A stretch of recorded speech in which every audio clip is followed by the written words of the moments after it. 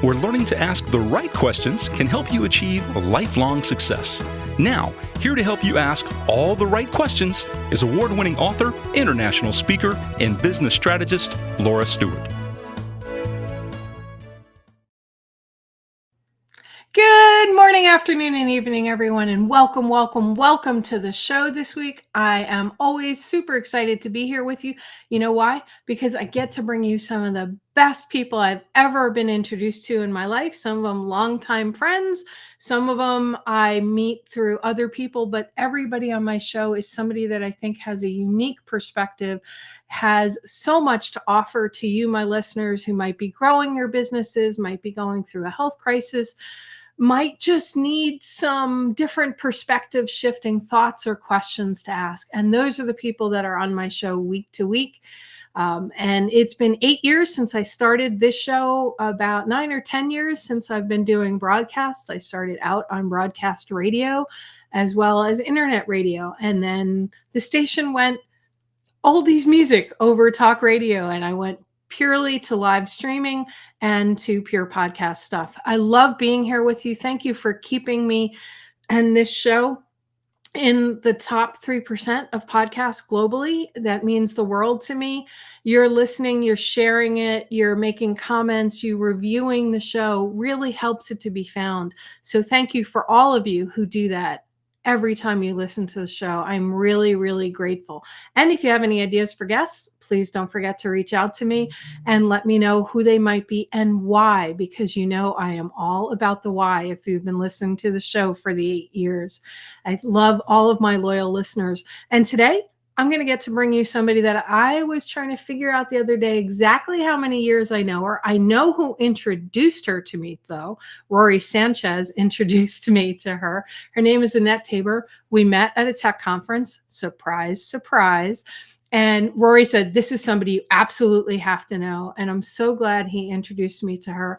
And she's had a recent career change that got me thinking, everybody out there who has their own business needs to know Annette. They need to understand the differences in a bunch of the work she's doing. She brings over 30 years of experience in the tech sector. And I was figuring out, I think I've known her over 20 of those. So that's pretty cool. She's the founder and CEO of a company called BoardSwap. And we're going to get into that in a little bit.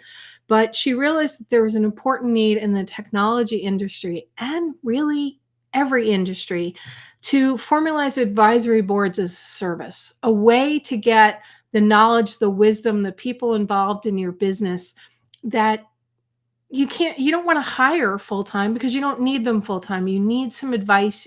And this is a way that you can do it. She's a certified chair through the Advisory Board Center. They provide fully outsourced advisory board development, facilitation, governance, and executive consulting. BoardSwap is a really, really cool company. They do concierge service and so much more. And I could talk just like for an entire hour on all the things I love about Annette, but instead I'm going to bring her on camera so that you can meet her yourself and we can just like dive right into this topic that I think is so critical. So Annette, welcome.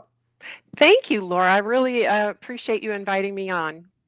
Well, I can't believe we haven't done this before. I was thinking about that the other day and I'm like, I've never had Annette on. And then we reconnected and here we are today. Isn't it wonderful? Honestly, it's like old home week, really. And it's been like what, 20 years? And I think it was back when Rory and I were working with Tech Data's Tech Select program that's where we met, was at one of those conferences. Yeah, that is exactly right. That's where we met. And then we saw each other at ConnectWise conferences and a number of other places. Absolutely, over the years, my goodness. Yeah, and I led a couple of panels at Tech Select and at ConnectWise and spoke. And yes, that's exactly it. And you worked for CompTIA, and I knew you there at CompTIA. Yes. And for those not in the tech world, all of those companies are very big in the tech sector. And if you are in the tech sector and don't know them, go Google them or reach out to Annette and I, and we can talk to you about them. But I want to talk about this whole new world that you've moved into. And I say new world only because you started your own company doing it. You've been running advisory boards for other organizations for pretty much as long as I've known you.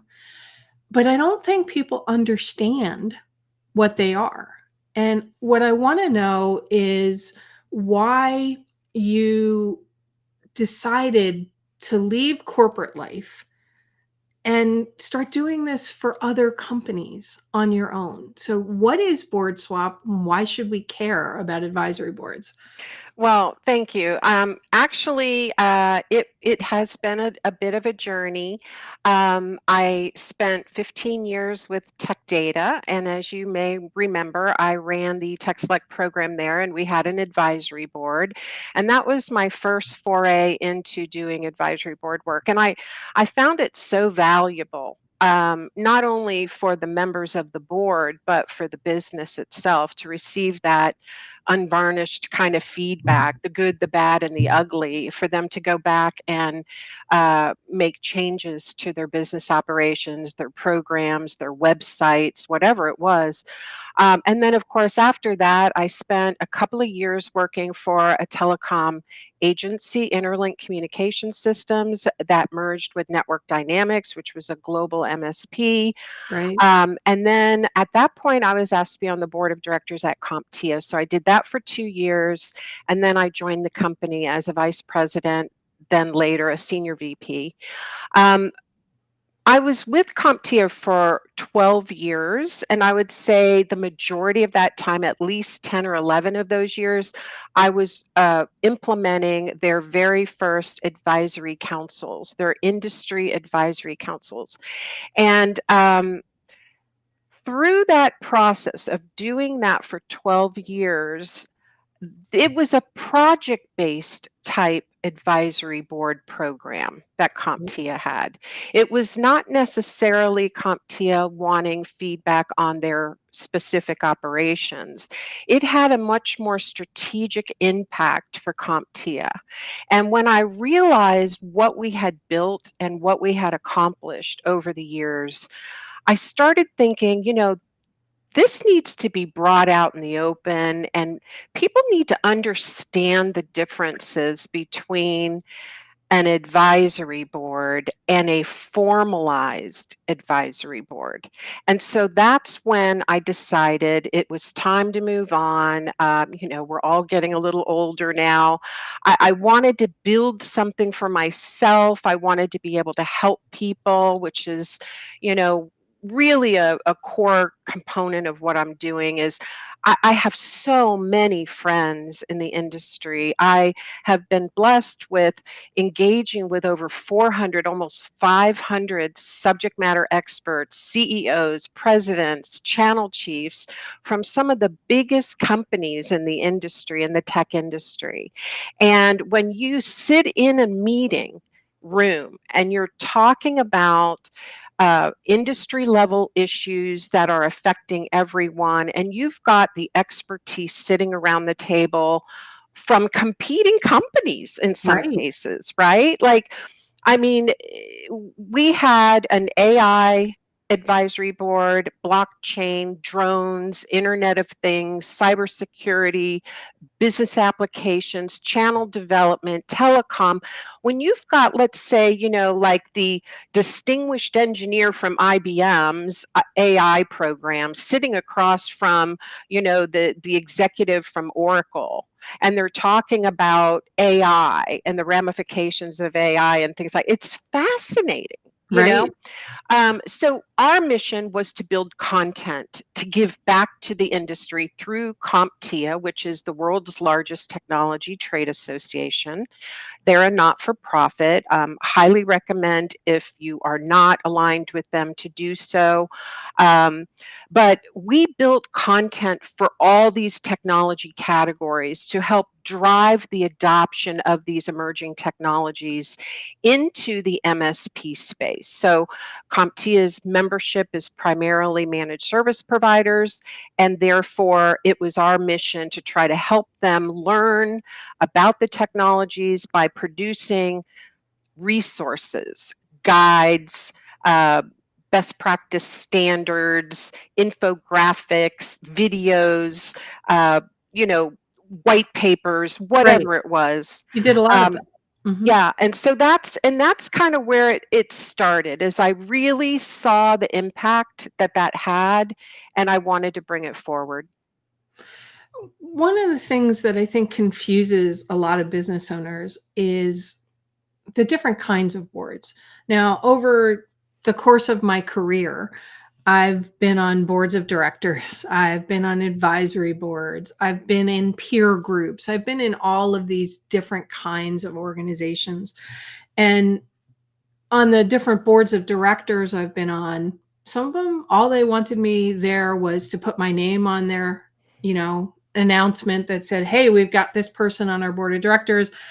And oh, by the way, they donated $5,000 or $10,000." A lot of nonprofits do that, right? They figure get industry leaders or local company heads to be on their boards, but basically they want your pocketbook or they want your access to your resources and their pocketbooks to be on their boards.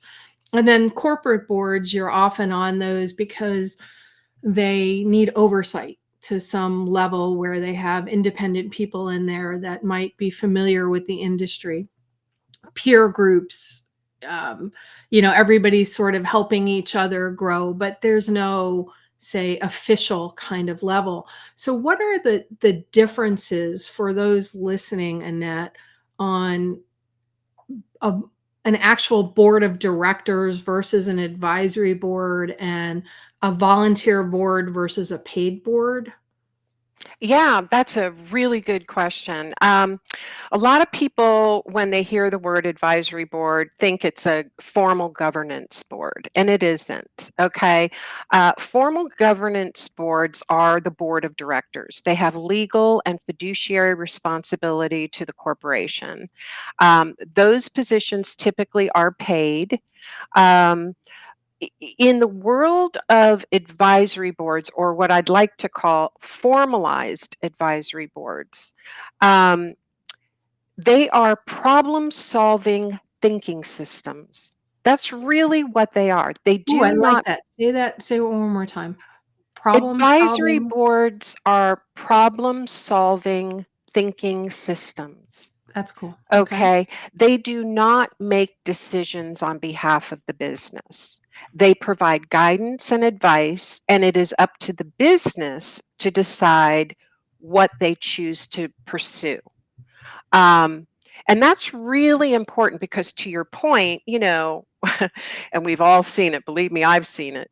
Um, you get people on an advisory board and their heads kind of get a little big and they think they're all that, right? And then they're like, well, how come you didn't implement all this stuff that we wanted you to do, right? And it's just not how it works, right? And that's why it's so important to bring in an independent chair to manage this kind of thing. And the reason why I bring that up is because um, when you build an advisory board, and I'm sure you've seen this before, you bring some key people in, and then those people are like, hey, I know this guy, he would be really good for the advisory board. And the next thing you know, you're bringing in people that are connected to the people you already have on the board, and there's a loss of independence. And so that is one of the 5 key elements of a successful advisory board, is having independence of your advisors. They shouldn't know each other. They really should. Now, of course, sometimes they may, but I mean, the whole goal is to bring in subject matter expertise that you can feel confident about taking that guidance and making decisions with. And so having independence is really important. When it comes to advisory boards that are formalized, you can have the advisors volunteer. And as you know, in our industry, most of our vendor partners have partner advisory boards where most of the time they're not paying these people. They're customers. They're usually their key customers. They bring them in. The partners feel great about the experience. They get time with the executives at the company. Um, they get wined and dined, they get taken Right. to beautiful places, they have wonderful dinners and so forth. So in that case, there's nothing wrong with that at all. However, when it is let's say a all of business advisory board, which would be more like a formal governance board, but without the Okay. legal and fiduciary responsibility, where you are bringing in an advisory board to help the business solve or grow, or there's a challenge or a problem that you're trying to overcome, and so you bring in these subject matter experts to sit on the advisory board, but they're all of business, so they may be talking about the sales momentum, they may be talking about what's going on in product management, and in that case, you have to build a board charter that aligns with the priorities of the business. So Okay. All right. what Hold what hold hap there. yep, Hold there for a second. I want to just get some clarity for myself and my listeners out there. It almost sounds like the way you're describing the advisory board is, rather than bringing in a one person consultant, say, to help because you want to take your business from 1 million to 5 million, or 5 million to 10 million, or you want to create international versus just national kind of business, you're bringing in a bunch of people that you pay most of the time, in this particular case, to act as a sounding board, somebody who's going to, here's my situation, how would you do this, kind of thing. Would that be a good thing? And then yes. once you're past that, you can dissolve that board? Well, and that's a great way to ask the question. I mean, the reality of it is, before you even start an advisory board, there needs to be some time spent with the business to understand what's going on. I mean, Okay. let's start from the beginning, right? Right. So I would say 2 or 3 months before you launch the first meeting, I'm working with the executive team at the business. I can do business assessments. I have a growth score assessment and a value chain assessment that allows me to determine where value is gained or lost in the business. So let's say we get the results of those assessments back. We triangulate in on what is their priority. From there, we have to build the board charter, which is going to be clarity of scope, right? You want to know what you're going to focus on and tackle. Now you want to look at the executive team and you want to look for the gaps. Where are there gaps in the executive team that do not align with the charter? Where do they have skills and where do they not have skills? Where there's the gap, those are the people you want to bring in for the advisory board.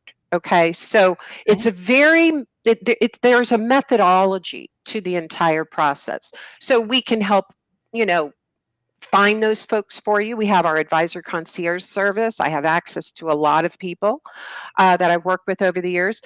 But let's say, okay, now we've built the board and I can help interview, but we don't make final decisions on who's selected. That is absolutely the business. So now we've got our board put together. We need to have an orientation meeting to make sure everybody's on the same page. We go through the entire board charter, roles, responsibilities, what we're doing, what we're not doing, cadence of meetings, all of those things.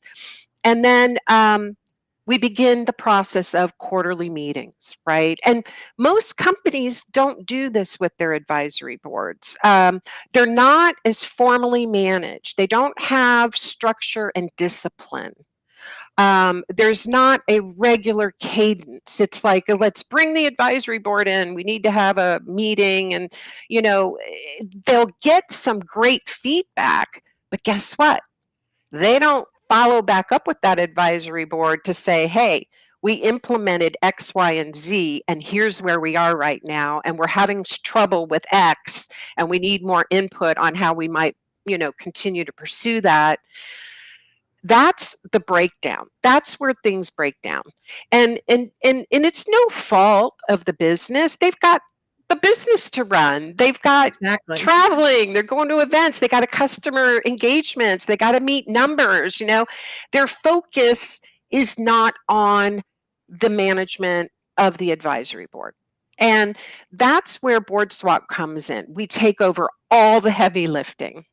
So, once we understand what the business is trying to accomplish and we build that board, then we work every month. We meet with the business contact at the client and we discuss, okay, let's collaboratively build the agenda to meet this charter.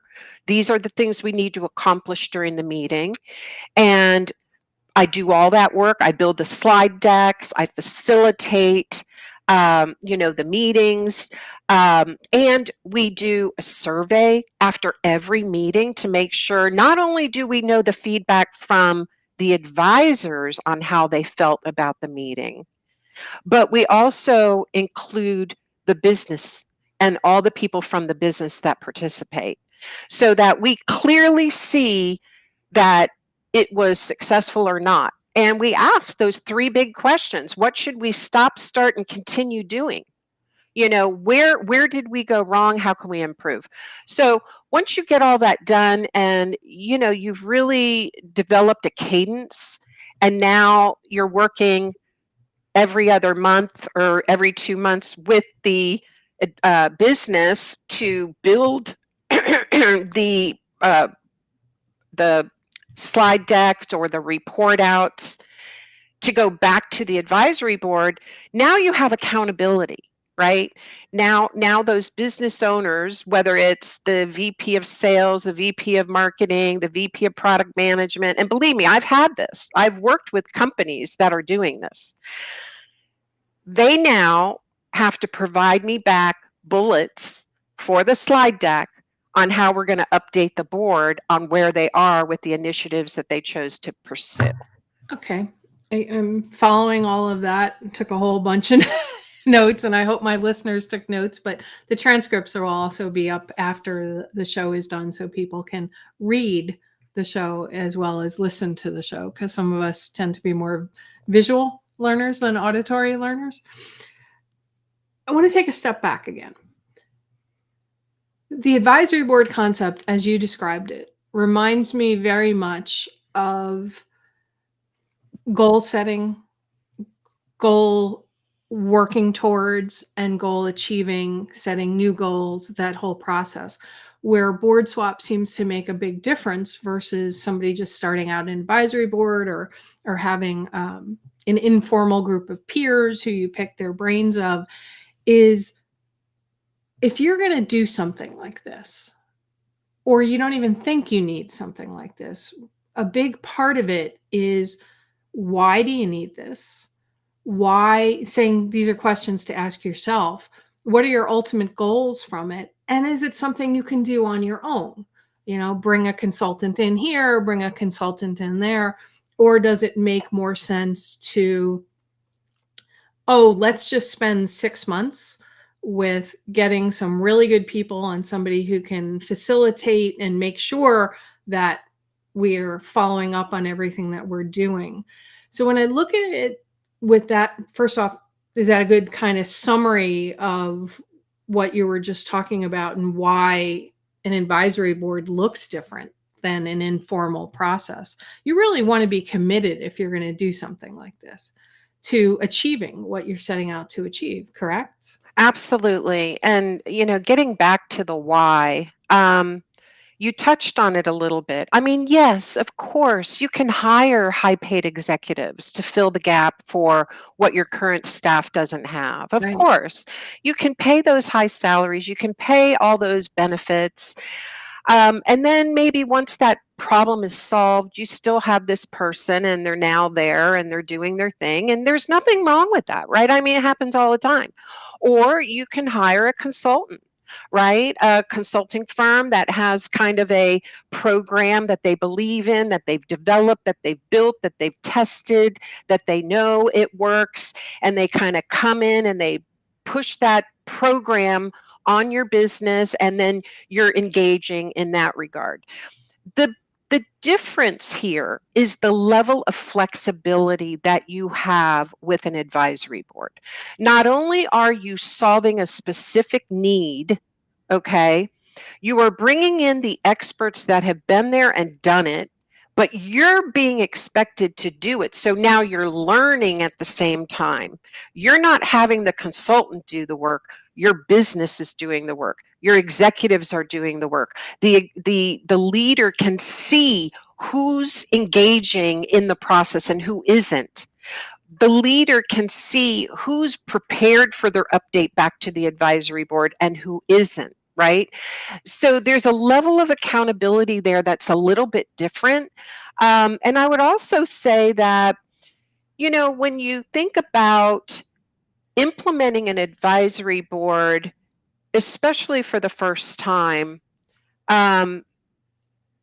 you want to do it right. And I say that because I've seen it all. Okay. I've seen advisory boards that are nothing more than a boondoggle.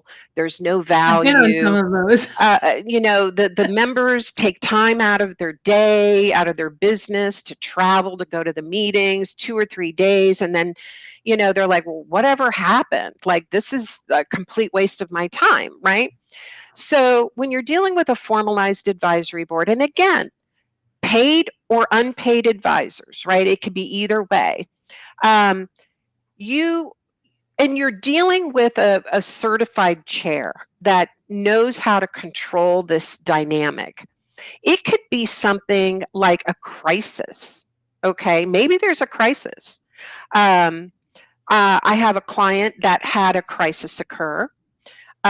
They had a system go down, and their customers were affected, and it was not pretty. 6 months later, they decided to determine, let's bring in our advisory board. They already had it in place. They hadn't talked to them for over a year. They brought them in, but they were worried because they knew they had lost some business. People moved away. And so what happened is I interviewed the executive team first, one-on-one. Then I interviewed all 15 members of the advisory board. That's And a I big advisory made board. I had made it clear, look, we're not going to get together at the face-to-face meeting and rehash all the negativity that occurred. The whole purpose here is to come together to solve problems so that we can improve on our business's communication when the issue happened, how maybe our text might have needed to have a little bit more empathy in dealing with the customers that were calling in, and getting all these little tidbits of feedback that they had to go back and work on. And then to provide that update back, which we just did recently, it was incredible. I mean, the meeting survey was 4.78 out of 5 on overall value. And I would even say that the business side ranked it a little bit higher than the partners did. Well, So what were the outcomes, though, after something like that? Pardon me? What were the outcomes? Like, surveys, I think are really great. But when it came to later on, when you went and saw what got implemented and what got done, was there a major shift for the company? There was, and again, we're still in the process. It's been 5 months since we had the first meeting. We just did a briefing to the board in November, and now we're going to be doing another briefing to them again in February. A lot of the things got resolved. A lot of the things that they wanted were proactive things, like bringing in new products, bringing in new vendors to their line card. Like, it was. I would say seeing that process happen was incredible. The business is now regaining their traction. They have a vision for the future. They shared that vision. The president got on the call, shared the vision for the future. We had each of the executives from his direct report staff provide their updates, slides up on the screen. And just so you know, when that crisis occurred, after I interviewed everybody, I asked the executive team to come up with 3 questions for a survey to the board before we even had the first board meeting. So when we got in the room, they saw the negative feedback from the advisory board on the screen, and that executive came up front and had to respond to those responses. So there's no hiding. You have to be willing to be vulnerable in order to be able to grow. And you have to be able to acknowledge your weaknesses. And as a president, to see the work that this team has done, it's just been incredible. Another client that I had, I ended up flying out to Spain. It was kind of a last minute thing, but this client was a very large cybersecurity vendor, and they were making some changes to their programs and to their partner program, as well as to some of their other programs. And they had the executives from each of the EMEA regions presenting on day one. And then on day two, we had the advisors engaging in smaller groups with each executive to give them feedback on what they liked and didn't like about the presentations the day before on the programs that they had not yet implemented, but wanted to get that feedback up front before they went to market. Right? So now they're all back there making adjustments and changes. And so again, it can be different things. So what are some questions that business owners need to be thinking about, Annette, to determine if they should explore, implement a formal advisory board? Because it's not for everybody, but yet it's a good process to go through for everybody. So what are some questions, some things that they need to be thinking about? Well, I would say, first of all, if they can do it in-house, they should do it. I mean, if they need some guidance on just how to implement it, maybe 3 months of, like do it yourself coaching, BoardSwap can provide that. If they just want to do 1 or 2 meetings a year, that can be arranged. Things that you have to know and the things that you have to ask the client are things like, how serious are you about this? The president has to be bought in. And if it's a corporatized advisory board, which, there's project-based advisory boards that last maybe 3 to 18 months. There are corporatized advisory boards, which are like that middle management, senior VP at, HP or something that has an advisory board for clients. And, you're working directly with that individual. And then there's all of business advisory boards or business advisory boards, which are like a formal governance board, but without the legal and fiduciary responsibility, where you literally come in and act as a governance board in a way, giving in guidance and advice, not making decisions. So you have to find out what it is that they're trying to accomplish, number one. And again, some of the assessments can help with that. But the other thing too is you got to know, okay, do you want this to be super formal, or is the culture at your business a little less formal? And you don't want this advisory board program to be all stuffy, because let's face it, right? Yeah. Not everybody wants a formalized advisory board, and that's okay too.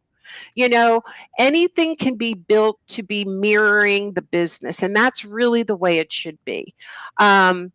So, if they only want to do a couple meetings a year and they want to tie it to an event, you want to ask those kind of questions. You want to know who is going to be the point of contact at the business to work with our staff to implement, the program, because these are annual programs for the most part. And it's what if somebody's not ready or doesn't even know if they're is ready, right? We've talked about, I know a number of your companies are large corporations.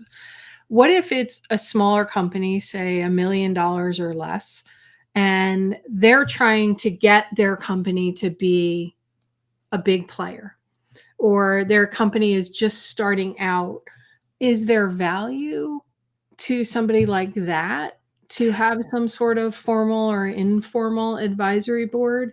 I'll be honest with you. That is an interesting question. The Advisory Board Center, who does research in this area globally, has recently produced their 2023-2025 State of the Market report. And in that report, they actually show that the average size company that implements an advisory board starts at $20 million. Interesting. So, and the other thing you should know too is advisory boards do not have to be super big. The traditional size of an advisory board recommended by them is to have the president, another key executive from the business, two external advisors, and a certified chair. So that's 5 people. Okay. So that would be the minimum that we would recommend. But of course, then my big cybersecurity company had 30 and they called it a advisory forum. Okay, so it comes in all shapes and sizes, right? But getting back to your question, I would recommend for $1 million business, they might want to start with a peer group. And you mentioned this early on as to what the difference is. Peer groups are where business owners, 6 to 8, come together. They pay a flat fee every month, and they come together with a facilitator and they talk about general topics that they're all facing, that they're all can benefit from. And sometimes they'll focus in on 1 or 2 of the executives and give them guidance on what they specifically need to do to improve their business. And then in the following meetings, they're held accountable to report back to the group on what they did. On a smaller scale, on a smaller company, I would recommend that route over an advisory board. Advisory boards can be, depending upon if you're paying the advisors, the average cost of an advisor for a 4-hour or half-day meeting is $2,000 per advisor. And that's a global number through the advisory board center. Now, again, a lot of companies don't pay at all, and they just have volunteers, and CompTIA and Tech Data, those were all just volunteers, right? Nobody was paid for those. But again, there's also your business network, right? You've got your friends, your family, your accountant, your lawyer. You can engage in the economic forum in your local community, things like that. I don't know if that helped answer your question, but when it comes to smaller businesses, yes, they can have an advisory board. If they can get the volunteers and identify volunteers, then maybe they're only paying for facilitation, and that might make it more palatable. But generally speaking, to do a formalized advisory board, it's typically a little bit larger companies. Well, I think that's really helpful for my listeners to understand the difference, and that there are resources available to them. Corporations typically have many advisory boards and boards of directors, large corporations, especially in the tech world. And I've sat on many dysfunctional ones, and I've sat on many functional ones, right? And I sat on many governance board of directors, functional and dysfunctional, wishing that they had somebody like BoardSwap facilitating the meetings. I've been a facilitator for ages, way before there were certifications for facilitators, And the one of the things that always pops up in my mind, Annette, is the whole idea of, if you're trying to grow your business, it's helpful to have other perspectives, but you don't always know what that other perspective should be. And it becomes difficult even in peer group scenarios. We tend to gravitate to people that think like we do. And that can get you in trouble if the people that think like you do have blinders on and can't see things that are starting to happen. We both have many, many friends out there like Rory Sanchez, who introduced us, who have a way of looking at data points from all over and going, no, we're going that way. Everybody else is going that way, but we're going that way. And he lands on his feet, right? Because he can see these things, but also he surrounds himself with people that aren't all thinking in the same direction as well.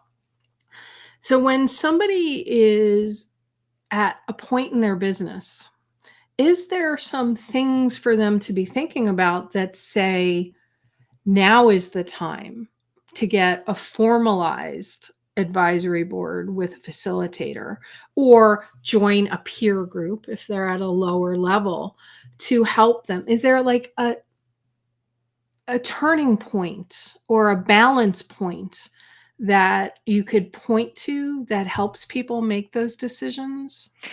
Well, that's a good question. I think getting to your point about, finding the right advisors, when do you implement an advisory board? Um, it usually happens when pain is involved, like when the business is suffering, let's say they need to grow and they're having, a challenging time to grow, or let's say they want to expand internationally, right? And they want to add some resources in another country and start building that out, right? Well, they're not going to know what they don't know, right? But yet, if we can identify subject matter experts that live in, Sweden or wherever it is that they want to expand to, um, then they have feet on the ground in the location that know where to go, know who to engage with, right? And that's the difference between having an advisory board versus having necessarily a single consultant or an executive, right? Because they're limited in their scope. And the other thing, too, is keep in mind that once that board charter has been obtained, the beauty of it is you can change the charter to the next big issue or the next big challenge that the company's facing. And again, board swap out those advisors without interrupting the flow of the annual program. So, you may see that there's a couple of folks on that board that were great for the previous challenge, but with the new challenge, you really want so and so on the board. And so we manage all of that. It's seamless, there's no interruption. And it allows the business to just keep going and tackle one issue after another. So it really doesn't matter what the problems are that the business is facing. We look for fit for purpose advisors, meaning they are fit for that business charter, that board charter. So when you are managing something with clarity and structure and discipline, it's very easy to see the improvements that are occurring in the business.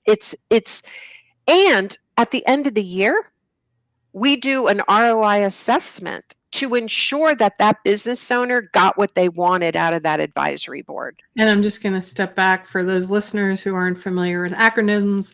ROI is return on investment. It's something you really want to know when you're looking at your business. Go ahead, Annette. Yeah, no problem. So it is important, to measure the success of the advisory board, to know that, look at all we accomplished this year. We actually did these things because we had the right feedback and we were held accountable to it and we reported back and they gave us additional guidance and we moved forward. So, the fact that there's immense flexibility, and the more you're working with a client, you become part of their team. You're sitting around the table with the executive team. You're prepping them for the next meeting. You just become embedded as part of the team. Even though you're outside and you're doing all the heavy lifting, they own the advisory board. They are the ones that kick it off. They are the ones that express the fact that this is our advisory board and we're happy to have you guys, and we're in the background making it all happen. So hopefully this has helped some folks decide if an advisory board is right for them. And again, it could be the planning of the advisory board is completely up to the business as to how much they want to invest, how much time, How many meetings a year? Do they want to do virtual? Do they want to do in person? Do they want a combination? It can all be done. You know what I love about this entire conversation, besides the value bombs that you drop throughout? How joyful you are talking about it. I mean, I've known you through many different careers that you've had. You know, they've moved around. They seem to be sort of around the same kind of things, but listening to you and watching you talk about this world of advisory boards, there is so much joy in you and excitement in you, Annette. And that is what it's about when you become a business owner and you start your own business, is finding those things that light you up from within, that get you so excited that you can't stop talking about it. That you Yes. want the world to know. So that's awesome to see. Thank you. And I have to say, I've never been so happy doing what I love, meeting people, helping people. It's just, and you know what? It's really quite affordable to outsource your advisory board. It's not like ginormous cost. Um, so, folks should check out boardswap.com. There's a lot of great information out there, a lot of what we talked about. Um, Definitely, let us know if we can help you in any way. We're here to help. And even if you just want to have a consult, those are free. We'll give you some guidance and advice right then and there on how to move forward if you want to do it yourself. Um, so, the whole idea is to help businesses, and with the way the economics are right now, and I think in the foreseeable future, it's probably going to get a little worse in 2024. People should consider their advisor network. They need to assess it. They need to look at it. Is it working for them? If it isn't, seriously, look outside, bring in the right people, and we can help make all that happen. And I've got boardswap.com up on the video for anybody that's watching the video. And if you're not, it's BoardSwap, BOARD swap, SWAP.com. And Annette, one of the other things that you do so beautifully is you love helping women in business, and pretty much anybody in business. I know women in business are just a big passion of yours. For those of my listeners who are not in corporations, or they're working corporate and thinking about starting their own businesses, or maybe they've started their own business and they're in that, oh my God, what the heck did I do moment?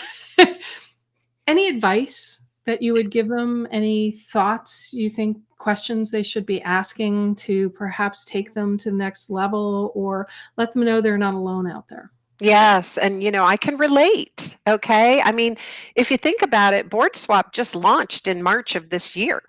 So we're very new in this whole process, and I've not been an entrepreneur before. So this is all new to me. And so I can definitely speak from experience here. It's scary, but I would suggest definitely take the time, build a business plan. It seems very tedious, but it is so important. Build a business plan, identify key people in your network that you can trust and that you value as your own little advisory board. Um, and don't be afraid to ask for help. I think as women, we always want to, kind of show our independence and we can do it, we can do it. But at the end of the day, we all have vulnerabilities, and we all know that you got to get up every single day and put one foot in front of the other and keep pushing forward. And I would say, for me, especially coming from 30 years in a corporate environment and now working alone with my other certified chairs, it's different. You don't have that daily interaction all the time that you want, and it's so important to get it. And in whether you're going to industry events and keeping relevant with what's going on out there, find those nuggets, find those people that believe in you, that trust you, that see the vision of what you're trying to accomplish, and get their feedback. I mean, I cannot even begin to tell you how many people have helped me along the way in this journey, and I am forever grateful. So those are some of the main things that I would recommend. Perfect. I think those are wonderful reminders. And I love that you shared your journey and that you were willing to ask for help along the way, and that so many people were willing to step up and help. I mean, that's Yes. also important too. So many people, I've seen this happen time and time again. They start their business and everybody's like, well, I'm not even going to attempt to help them. They're just going to do whatever they're going to do. And yet you can see somebody struggling. Maybe you see that they're not getting enough rest or they're not eating properly. Simple things like that. If somebody's starting their own business, I loved when people dropped food off at my house because you're like all in and you're just trying and struggling. Yes. Or one day somebody dropped a pen off at my house, like a really nice pen. And they said it helped me when I started my business just to have something special that when I picked it up, I thought about my business with it. And it can be little things like that, or I it can be love big that. things of saying, hey, I know a really great accountant or a lawyer. I'm helping a friend of mine start their business now. And I connected them up with some excellent people to advise them on it. So thank you for sharing all that and for accepting help. But most of all, for being who you are out there in the world with helping people with these things. It's a beautiful thing. How do people reach out to you? I know we've got boardswap.com, but what is Yep. the best way for people Yeah, to you reach can out to you? reach out to me on email, on LinkedIn. My email is Annette@boardswap.com. You can, reach out on LinkedIn. I'm there. I have a BoardSwap page as well on LinkedIn, so you can access us there. On the website, there's a contact page. You can submit a request to meet through that. And again, like, even if you don't know for sure if you want to do it, right? And you just want to talk about it, you want to explore it, you just want to get more information, maybe about your specific situation, just give me a call, reach out. I'm here. I'm here to help. Well, thank you so much for being on the show and for sharing about boards. I learned a lot, uh, especially about what makes an effective advisory board compared to some of the ones that I've been on, and sharing your journey. That's really important to my listeners. So thank you so much for being on the show today. And it's about time we got I together to do know. this. Thank you, Laura. I really appreciate you inviting me. It was a real pleasure. Thanks again. All right, everybody, I hope you enjoyed listening to Annette talk about her company BoardSwap and the differences between the different kinds of advisory boards and how to know whether you need a peer group or an advisory board or a formal advisory board, or what you might even want to consider having your advisory board doing. I hope you got a lot out of the show, and most of all, remember, the right questions can change your life. Have a great day, everyone.